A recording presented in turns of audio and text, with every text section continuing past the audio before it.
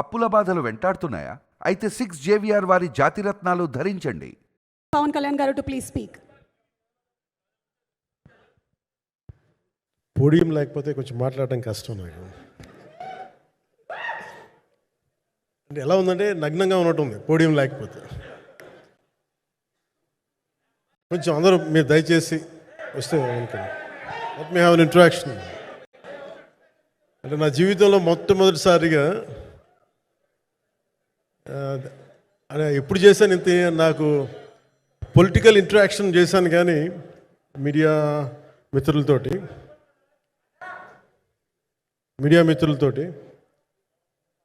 Cinema పరంగా నేను ఎప్పుడు ఆలోచించలేదు, ఎప్పుడు నాకు చేయలేదు. ఫస్ట్ టైం మొదటిసారి నేను ఎప్పుడు కొంచెం మొహాట పడతాను మాట్లాడటానికి సినిమాకి సంబంధించినంత వరకు. ఇక్కడ సినిమాని ఎలా ప్రమోట్ చేసుకోవాలో నాకు తెలియదు. పని చేయడం తెలుసు తప్ప దీన్ని అంటే మనం ఇంత చేసామని చెప్పడం ఎప్పుడు నాకు కొంచెం ఎబ్బెట్టుగాను ఇబ్బందిగా ఉంటుంది. ఇంకా నేను చాలా యాక్సిడెంటల్ యాక్టర్ అండ్ ఇంకా గత్యంతరం లేక టెక్నీషియన్ అయిన వాడిని. నాకు నచ్చే సన్నివేశాలు, నచ్చే సినిమాలు చేసుకోవడానికి. ఆ పరిస్థితుల్లో ఇది నా మొదటి ఇంటరాక్షన్. ఇది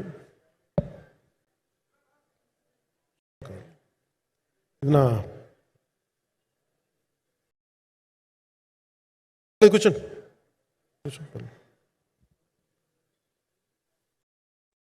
రథం గారు వస్తారు.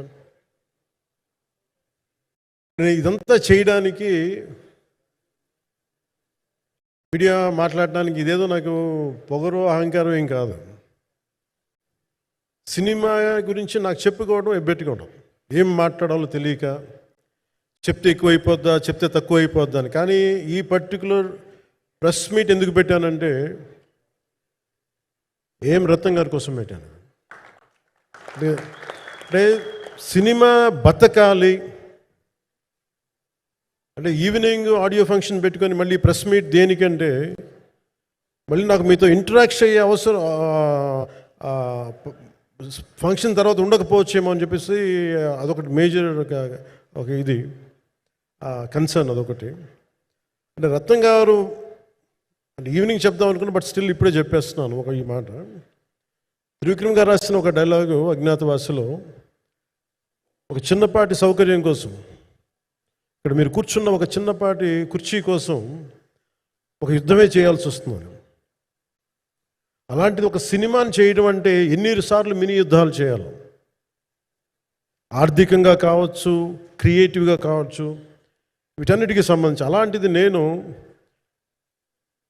ఎప్పుడు కూడా సినిమాల్లోకి రాకముందు ఏం రత్నం గారు లాంటి వ్యక్తి నా ప్రొడ్యూసర్ అయితే బాగుండు అనుకున్నాను. భారతదేశానికి పాన్ ఇండియా సినిమాని, ముఖ్యంగా రీజనల్ సినిమాని జాతీయ స్థాయిలో తీసుకెళ్ళిన వ్యక్తి ఆయన. తమిళ సినిమాని చాలా ఛాలెంజింగ్ తెలుగులో డబ్ చేసి దాన్ని స్ట్రైట్ సినిమాలతో సమానంగా ఆడేంత సత్తా చూపించిన వ్యక్తి.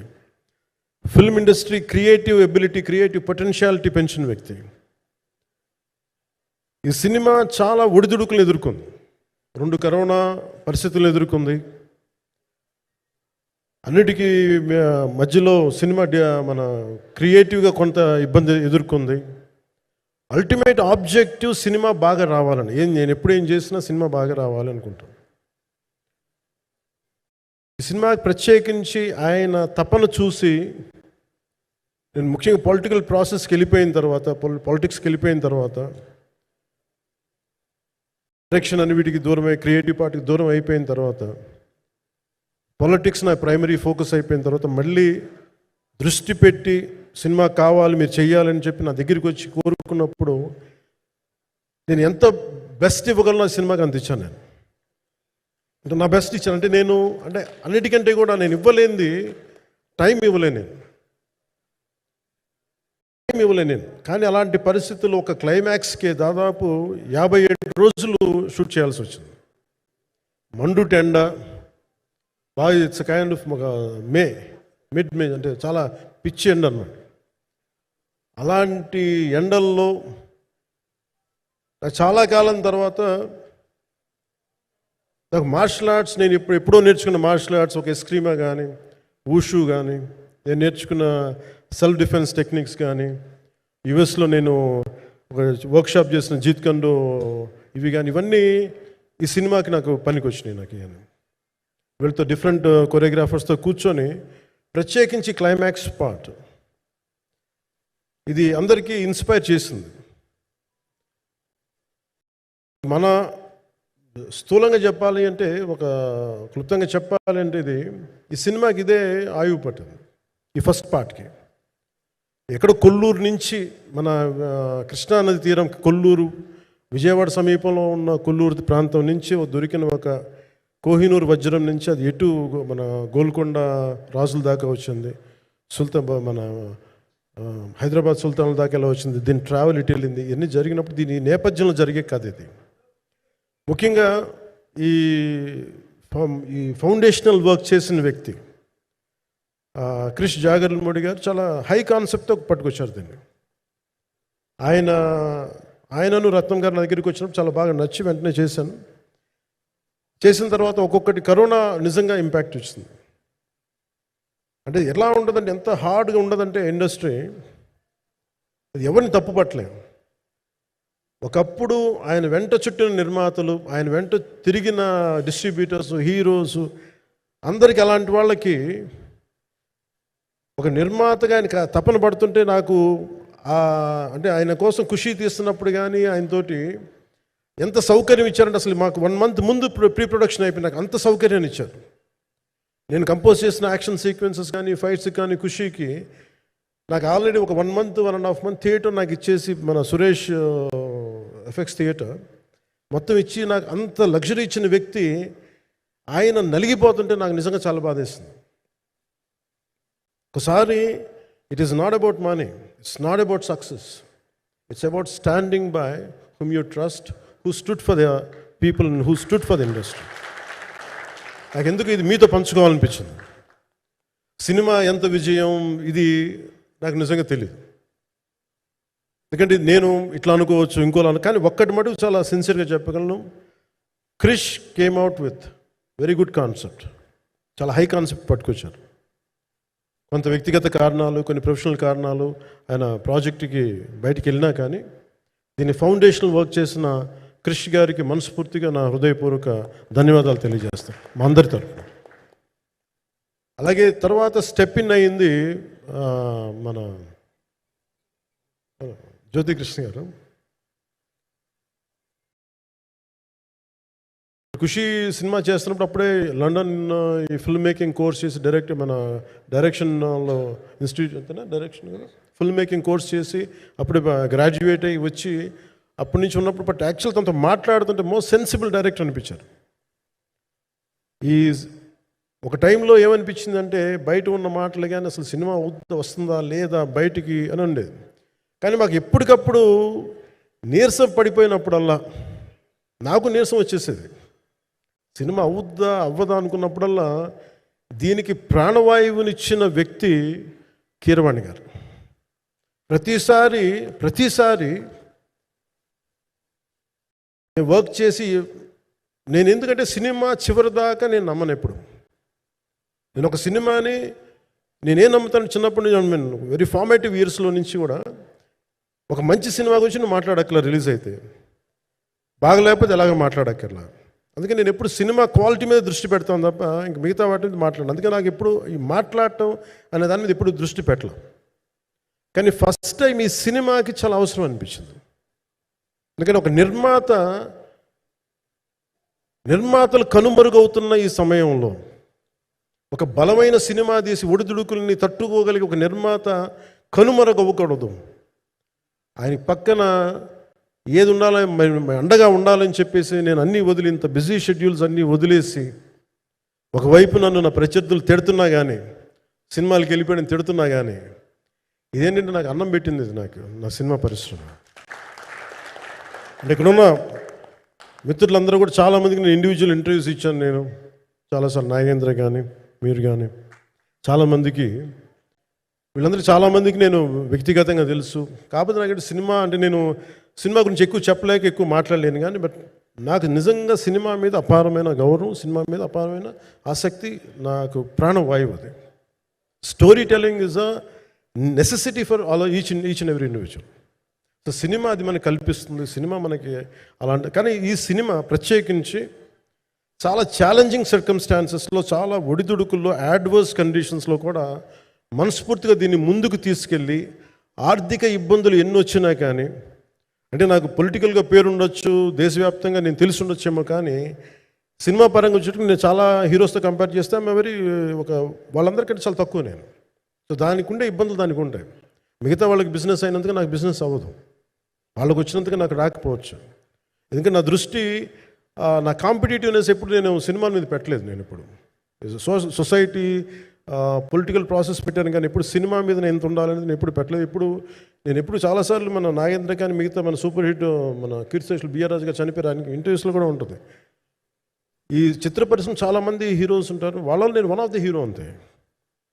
నాది ఒక సంవత్సరంలో ఒక ఫ్రైడే, ఒక థర్స్డే రిలీజ్ అవుతుంది అంతే, అంతకుమించి తప్ప ఇది అందరి పరిశ్రమ, అందరూ రావాలి అలాంటిది నేను కోరుకునేవాడిని నేను. సో దాంట్లో భాగంగా రత్నం గారు లాంటి నిర్మాత బతికుండాలి, రత్నం గారి నిర్మాతకి ఇబ్బందులు కలగకూడదని చెప్పి లాస్ట్ మినిట్లో ఇంక చూసిన తర్వాత I stepped in to it. నేను భుజాల మీదకి తీసుకున్నాను ఇది. క్లైమాక్స్ని ఎలా భుజాల మీదకి అంటే, ఎందుకంటే ముఖ్యంగా ఇక్కడ ఇది ఇంకొక బలమైన స్టార్ కాస్టింగ్ చాలా బాగా చేశారు నేను. ముఖ్యంగా బాబీ డియోల్ గారిని అంటే ఈరోజు చూస్తుంటే నాకు అదే అనిపించింది. ఈరోజు మన ప్రెస్ మీట్ కూడా నేను వచ్చాను. అందరూ ఎంత బిజీగా ఉన్నారని కొన్ని రాత్రుల నుంచి నిద్రలేదు.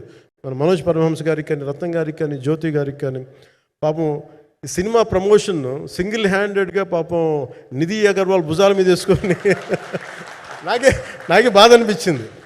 పాపం ఒక అమ్మాయి తన కెరీర్ తను చూసుకోవాల్సిన అమ్మాయి కూర్చోబెట్టి నాకే సిగ్గు అనిపించింది. I have to truly appreciate you. అంటే చాలా పాపం అన్నీ వెళ్తూ ఉంటే నాకు ఇదేంటి సినిమాని అనాథలా వదిలేశారంటే అనిపించింది. సో నాకేమనిపించింది, ఈ సినిమాకి ఎవరు అనాథలా వదలలేదు, నేను ఉన్నానని చెప్పడానికి వచ్చాను ఈ రోజున. ఎందుకంటే నేను కోట్లాది మంది ప్రజలకి అండగా ఉండేవాడిని, దేశంలో ఉండే సమస్యలకి స్పందించేవాడిని. అలాంటిది తెలుగు సినిమాకి, నా సినిమాలకి మీకు తెలుసు గతంలో ఎన్నిసార్లు ఇబ్బందులు పెట్టారు. అదే మన ప్రభుత్వం అక్కడికి రాగానే వెంటనే సాధారణంగా హృదయ కవాటాలు తెరిచి మరి ఆహ్వానించాం. ఏమీ కృతజ్ఞత కూడా ఆశించలేదు. అంత చిత్ర పరిశ్రమను అంత గుండెల్లోకి తీసుకుంటాం. అలాగే దీనికి సంబంధించి అలాంటిది నా సినిమాని నేను ఎందుకు వదిలేస్తాను? ఎందుకంటే ఇది ఇంకో సినిమా కాదు. ఒక మేకప్ మ్యాన్గా ప్రారంభమయ్యి ఇంకో ప్రొడ్యూసరు, డబ్బులున్న ప్రొడ్యూసరు, పెద్ద జీవితాల నుంచి వచ్చిన ప్రొడ్యూసరే కాదు, చాలా చిన్న స్థాయి నుంచి, ఒక మేకప్ మ్యాన్ స్థాయి నుంచి బాయ్గా స్టార్ట్, అంటే చిన్నప్పటి అసిస్టెంట్గా స్టార్ట్ అయ్యి చాలామంది మన సీనియర్ దర్శకులందరి దగ్గర పనిచేసి అంచెలంచెలుగా ఎదిగి నిర్మాత అయ్యి, దర్శకుడయ్యి, స్క్రీన్ ప్లే రైటర్ అయ్యి, మీరు ఏమన్నానంటే ఆయన మౌనంగా ఉంటారు. ఎవరు ఎన్ని ఇబ్బందులు పెట్టినా మౌనంగా ఉంటారు. ఆయన మౌనం ఒకసారి నాకు విపరీత అసహనానికి గురి చేసేస్తుంది. మీరు ఏదైనా మాట్లాడాలంటే ఎవరు ఇబ్బందులు పెట్టి ఏం ఎదురు తిరగరు ఏంటంటే ఇలా అంటారు, ఏం చేయాలి. ఇంకా ఇలాంటి వ్యక్తికి ఆయన మౌనం నన్ను ఇలా రోడ్ల మీదకి వచ్చి ఇలా మీ దగ్గరికి ముందు నుంచోబెట్టింది. అంటే ఆయన ఏంటంటే చెప్తారు, ఆయన మౌనం అంటే రమణ మహర్షి నుంచి బాగా నేర్చుకున్నట్టున్నారు. మౌనం అన్నిటికీ సమాధానం. సో నాకు మనస్ఫూర్తిగా ఈ స్టార్ కాస్టింగ్ ఒకటి అంటే నాకు చిత్ర పరిశ్రమ మీద ఎందుకు ఇంత గౌరవం అంటే, మనందరం కులాల మీద, మతాల మీద, ప్రాంతాల మీద, భాషల మీద కొట్టుకుంటూ ఉంటాం. But any film industry take in this world, especially Indian film industry, దీనికి there is no caste discrimination, there is no region discrimination, there is no religion discrimination, nothing. It's purely your creative potentiality, purely your creative ability. నువ్వు చిరంజీవి గారి తమ్ముడు కావచ్చు, చిరంజీవి గారి కొడుకు కావచ్చు, లేదంటే ఇంకొకళ్ళు అబ్బాయి కావచ్చు, మేనల్లుడు కావచ్చు, ఇట్ డజంట్ మ్యాటర్. నీకు టాలెంట్ లేకపోతే నువ్వు నిలబడలేవు, నీకు సత్తా లేకపోతే నువ్వు ఇక్కడ ఉండలేవు. అది నా కొడుకైనా సరే. ఇట్ ఆల్ డిపెండ్స్ నీకు ఎంత టెనాసిటీ ఉంది, ఎంత పర్సీవరెన్స్ ఉంది, ఎంత నిలబెట్టుకోగలవు, ఎంత నిలదొక్కుకోగలవు, ప్రతికూలతలు ఎంత బలంగా నిలబడగలవు. ఒక అంటే ఒక నిర్మాత సినిమా తీయడం అంటే ఒక యజ్ఞం చేయడం లాంటిది. తిట్లు తినాలి, ఇబ్బందులు పడాలి, అన్ని పడిన తర్వాత ఫైనల్ డబ్బులు మిగిలితే కూడా తెలియదు. ఇలాంటి పరిస్థితుల్లో నాకేమనిపించిందంటే ఈయన పడ్డ కష్టం చెప్పాలనిపించింది ఈ రోజున. ఈ ప్రెస్ మీట్ తాలూకు ముఖ్య అంశం ఒక చిన్న స్థాయి నుంచి వచ్చిన వ్యక్తి నిర్మాతగా ఎదిగి ఆయనకున్న పాపం ఆయన మంచితనం ఆయన్ని శాపంగా అవ్వకూడదని చెప్పి ఒక ఉద్దేశంతో ఆయన మంచితనం చెప్పాలి, ఆయన ఒక మంచి సినిమా చేశారని చెప్పడానికి నేను ఈ రోజున మీ ముందుకు వచ్చాను.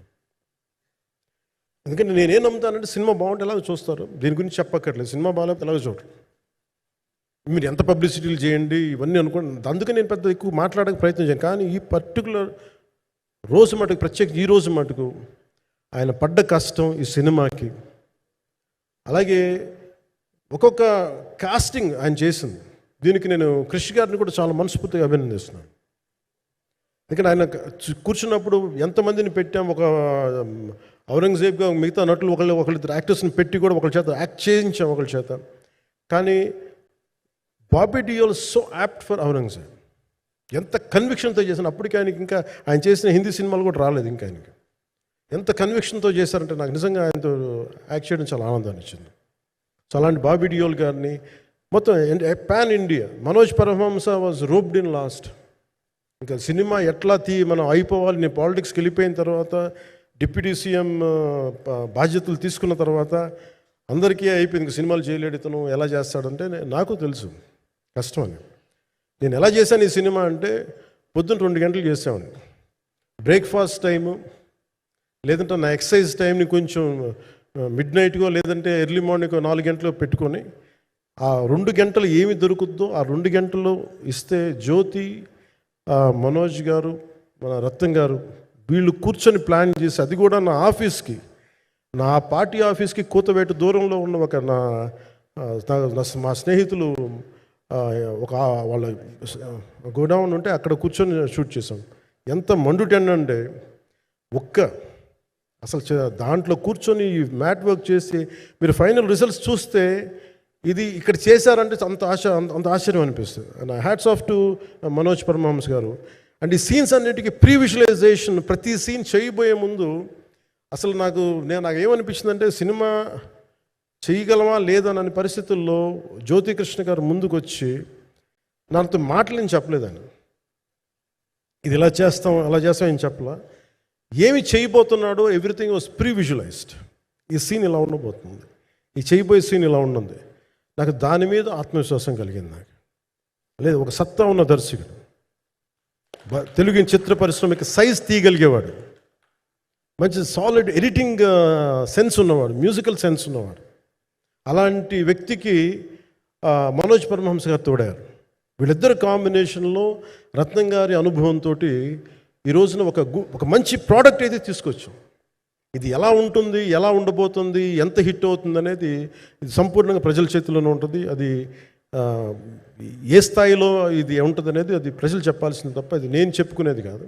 బట్ నా వరకు నేను ప్రత్యేకించి నేను వ్యక్తిగతంగా చేసింది ఈ సినిమాకి అపార్ట్ ఫ్రమ్ యాక్టింగ్ కాంట్రిబ్యూషన్, నేను ఏ సినిమా చేసినా ప్రతి సన్నివేశంలోనూ ప్రతి సాంగ్ అండ్ డాన్స్లో కూడా కొన్నిసార్లు నేను చేయలేక, నేను ఒక రిలక్టెంట్ యాక్టర్లో ఎలాగో టెక్నీషియన్గా కూడా నాకేంటంటే సుస్వాగతం సినిమాలో నన్ను తీసుకెళ్ళి వైజాగ్లో బస్సు మీద ఎక్కించి డ్యాన్స్ చేయమన్నారు. చచ్చిపోయాను డ్యాన్స్ చేయలేక. ఇంకా మిగతా వాళ్ళకి ఎంత తేలికైన డ్యాన్స్ నాకు చేయాలంటే నేను గింజుకుపోయి నేను అనుకున్నాను ఈ రోజు సినిమాలు మానేస్తాను చెప్పి మౌదినికి ఫోన్ చేసి కూడా చెప్పాను, చాలా పర్యాలు చెప్పాను. అలాంటి అందుకని నాకేంటంటే సాంగ్ అండ్ డ్యాన్స్ కూడా నేను ఎలా చేయగలను దానికి అనుకోగా నేను ఎత్తుక్కుంటాను. అలాగే యాక్షన్ సీక్వెన్స్ కూడా రియల్ లైఫ్లో కొడితే ఎలా ఉంటుంది, మార్షల్ ఆర్ట్స్లో సాధన ఉన్నవాడిని, ఈ లాట్ ఆఫ్ వర్క్షాప్స్, ఈ మార్షల్ ఆర్ట్ వర్క్షాప్స్ చేసిన వాడిని కాబట్టి హౌ రియలిస్టిక్ వీ కెన్, ఎంత సహజంగా మనం వెళ్ళగలం, వీటి మీద ఒక అవగాహన ఉన్నవాడిని కాబట్టి చాలాసార్లు కూర్చుంటాను. కానీ ప్రత్యేకించి ఈ 20 minutes లాస్ట్ సెకండ్స్ ఇది 2 partsగా ఎలా అయింది అంటే ఒరిజినల్ థాట్ క్రిష్ గారి దగ్గర నుంచి వచ్చినప్పుడు ఇట్ వాస్ క్వైట్ లాంగ్. ఒక నిన్న ఈ సినిమా ఒక పాటలో అవుద్దని అనేవాడు మొదటి నుంచి. బట్ లేటర్ వాళ్ళు డిసైడ్ చేసుకొని ఒక టైంలో ఇది అవ్వదు, you want make it is 2 parts అనుకున్నప్పుడు ఎక్కడికి వచ్చి ఆగిందంటే ఈ క్లైమాక్స్ దగ్గరికి వచ్చి ఆగింది ఫస్ట్ పార్ట్. సో చెప్తున్నప్పుడు నాకేమనిపించిందంటే how else we can take it, how else we can scale it up. So దానికి నేను కూర్చొని నాకున్న ఈ మార్షల్ ఆర్ట్స్ కానీ బేసిక్ యాక్షన్ కొరియోగ్రఫీ నా ప్యాషన్ కాబట్టి ఈ పర్టికులర్ డ్రామా, ఈ పర్టికులర్ దాంట్లో ఏంటంటే మొఘల్ టైమ్స్లో ప్రతి ఒక సగటు భారతీయుడు అనుభవించిన బాధ అది. ఒక యావరేజ్ సగటు భారతీయుడు మొఘల్ కాలంలో అనుభవించిన ఒక ఒక ఒక సిచ్యువేషన్. ఆ సిచ్యువేషన్ హీరోకి సంబంధం ఉండదు, కానీ how he gets entangled, how he gets involved in it, that is the outcome, that he's been captured. So దీన్ని ఒక 57 days మేము చేయగలిగామంటే, ఆ రోజు నాకు కనుక మన జ్యోతి గారు ఉండుంటే పక్కన, maybe I would done it in at least ఒక 50% ఆఫ్ ఇట్. ఎందుకంటే నేను చెప్పింది అలా చేయగలరు ఇవన్నీ కూర్చోబెట్టి వీ డిడ్ అవర్ బెస్ట్. అంటే నేనేమనుకున్నాను అంటే క్లైమాక్స్ చేసేటప్పుడు ఇంక నేను తర్వాత సినిమాలు చేస్తానో కూడా లేదో నాకు తెలియదు, కానీ నాకు ఇష్టమైన నిర్మాత, తెలుగు చిత్ర పరిశ్రమకి నిజంగా ఒక అండగా ఉన్న నిర్మాత, I want give my best to him. నేను అందుకని ఆంధ్రప్రదేశ్ ప్రభుత్వానికి కూడా మన ముఖ్యమంత్రి గారికి కూడా తెలియజేశాను. ఈయన్ని ఫిల్మ్ డెవలప్మెంట్ కార్పొరేషన్కి చైర్మన్ నేను ప్రతిపాదించాను. అంటే నాకేంటంటే I don't want it to be a political, ఆయన నా నిర్మాతని కాదు, ఈయన అందరు హీరోలతో తీశారు. ఈయన పాన్ ఇండియాలో ప్రతి ఒక్కరు తెలిసి ఈయనంటే, ఇలాంటి వ్యక్తి ఉంటే మన తెలుగు చిత్ర పరిశ్రమకి బాగుంటుంది. అలాగే ప్రత్యేకించి తెలుగు చిత్ర పరిశ్రమ అనేది నాకు ఈ టాలీవుడ్ అనే పదాలు నాకు వాడటం నాకు ఇష్టం ఉండదు. Bollywood, Tollywood, Kollywood, Mollywood, why should we ape Hollywood? We have a greater story narrative ability మన దగ్గర ఉంది. We have a greater story telling ability. We don't have to ape Hollywood. We take the best practices of Hollywood, but not necessarily the name of Hollywood. వాళ్ళకున్న professionalism మనం నేర్చుకోవాలి, వాళ్ళకున్న commitment నేర్చుకోవాలి, వాళ్ళకున్న production designing ability మనం తీసుకురాగలగాలి. So ఇవన్నీ నేను నా పరిధిలో ఈ రోజున ఆంధ్రప్రదేశ్ ప్రభుత్వంలో ప్రత్యేకించి ఈ శాఖ నా పరిధిలో ఉంది కాబట్టి దానికి ఆయన పేరు ప్రతిపాదించాను. ఉద్దేశం ఏంటంటే తెలుగు చిత్ర పరిశ్రమ తెలంగాణలో ఉన్న, కర్ణాటకలో ఉన్న, చెన్నైలో ఉన్న ఏదైనా సరే తెలుగు చిత్ర పరిశ్రమ, భారతీయ చిత్ర పరిశ్రమకి చాలా మంచి జరగాలి, ఇలాంటి వ్యక్తి ద్వారా ఏదైనా చేద్దామని ఒక ఉద్దేశంతో ఆయన పేరు ప్రతిపాదించాను. భవిష్యత్తులో ఆయన అవుతారని మనస్ఫూర్తిగా నేను ఆశిస్తున్నాను. అందుకని అన్నీ నా చేతిలో ఉండవు కదా, అందుకని చెప్తాను. ఇఫ్ అండ్ బట్ చెప్పాలి కదా. సో ప్రత్యేకించి మీ అందరికీ నా హృదయపూర్వక ధన్యవాదాలు తెలుపుకుంటూ నెక్స్ట్ 2-3 daysలో I try to give as many interviews as I can. Nidhi, I'm grateful to you. పాప చాలా తపన పడి ఉంటారు. ఈరోజు ఎలా ఉంది అంటే నాకు ఎలా అనిపించిందని, ఇందాక నేను వస్తున్నప్పుడు ఎవరు లేరు, వీళ్ళు కూడా ఎవరు లేరు. నేను వచ్చి చాలాసేపు కారులో కూర్చున్నాను, ఎందుకంటే మళ్ళీ మీరు తిట్టకూడదు, లేట్ వచ్చాడు, నీకు డిప్యూటీ సీఎం అయితే పొగరు వచ్చేస్తాను మీరు అంటారని. నాకు అట్లా అనిపించలేదు. నాకు ఫస్ట్ టైం ఎందుకు మీడియా నాకు ఎందుకు అలవాటు పోయిందంటే, నేను వచ్చిన కొత్తల్లో ఈ జ్యోతి చిత్ర సితార పేపర్స్ ఉన్నాయి. ఎవరో ఫోటోస్ వేయమంటే this guy is not saleable, ఇంకా అవసరం లేదు అంటే నా ఫోటోలు వేసేవాళ్ళు కాదు. సో నాకేమనిపించింది, సరే ఇంక నేను మన ఈయన కాడికి నేను ఏమి అంటున్నాను నాకు తెలియదు అని చెప్పేసి మా నిర్మాతలు కూడా ఉండేవాళ్ళు కాదు. సో నాకు పబ్లిసిటీ లేకుండా సినిమాలు రిలీజ్ అవ్వడం అలవాటు అయిపోయింది నాకు. సో అదే ప్రాక్టీస్ అయిపోయింది నాకు, అంతే.